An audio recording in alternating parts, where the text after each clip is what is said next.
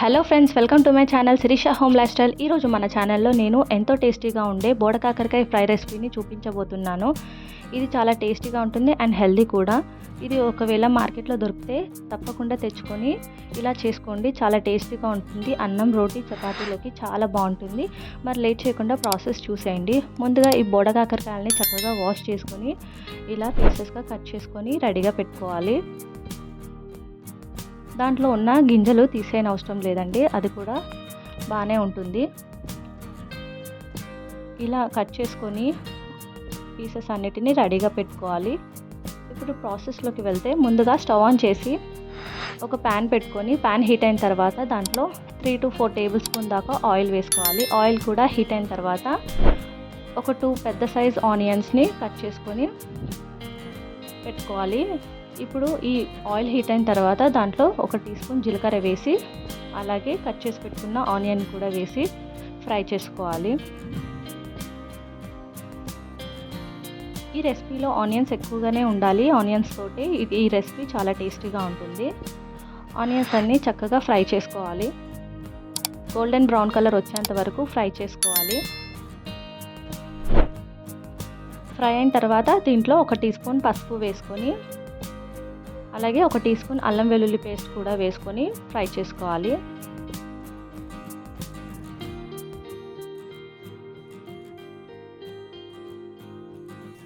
పచ్చివాసన పోయేంత వరకు ఫ్రై చేసుకోవాలి.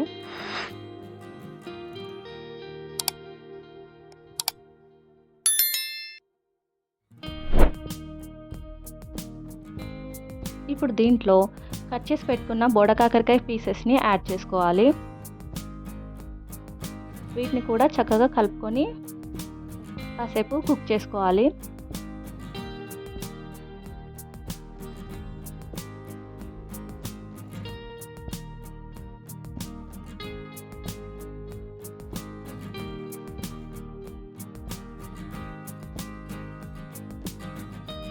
ఇలా అన్నిటినీ కలుపుకొని మూత పెట్టి ఒక 5 to 6 minutes దాకా కుక్ చేసుకోవాలి.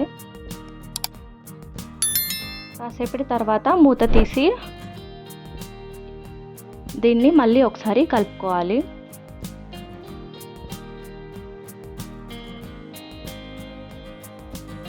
ఈ ప్రాసెస్ మొత్తం లో ఫ్లేమ్లోనే ఫ్రై చేసుకోవాలి.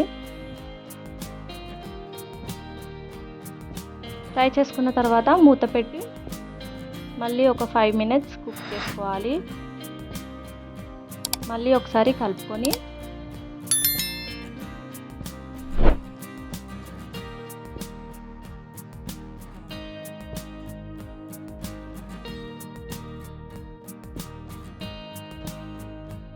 ఇప్పుడు దీంట్లో టేస్ట్కి తగ్గట్టుగా కారం వేసుకోవాలి.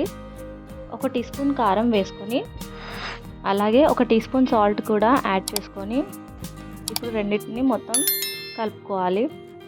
కలుపుకొని మూత పెట్టి మరి కాసేపు కుక్ అవ్వనివ్వాలి. కాసేపటి తర్వాత మూత తీసి మళ్ళీ ఒకసారి కలుపుకోవాలి. ఒక 5 minutes తర్వాత మూత తీసి మళ్ళీ ఒకసారి కలుపుకొని దీంట్లో లాస్ట్గా కొత్తిమీరని వేసుకోవాలి. కొత్తిమీర అలాగే 1 టీ స్పూన్ ధనియా పౌడర్ని కూడా వేసుకొని కలుపుకొని కాసేపటి తర్వాత ఇంకా వేడివేడిగా సర్వ్ చేసుకోవడమే అండి. ఇది అన్నం, చపాతీ, రోటీలోకి చాలా బాగుంటుంది. బోడకాకరకాయ కర్రీ చాలా టేస్టీగా ఉంటుంది. ఈ మెథడ్లో ఒకసారి ట్రై చేసి చూడండి, చాలా టేస్టీగా ఉంటుంది. ఇది ఆరోగ్యానికి కూడా ఎంతో మంచిది.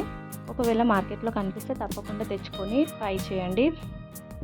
ఈ వీడియో నచ్చితే తప్పకుండా లైక్ చేయండి, కామెంట్ చేయండి, షేర్ చేయండి. కొత్తగా చూస్తున్న వాళ్ళు మన ఛానల్ని సబ్స్క్రైబ్ చేసుకోండి. Thank you for watching. Thank you for your time.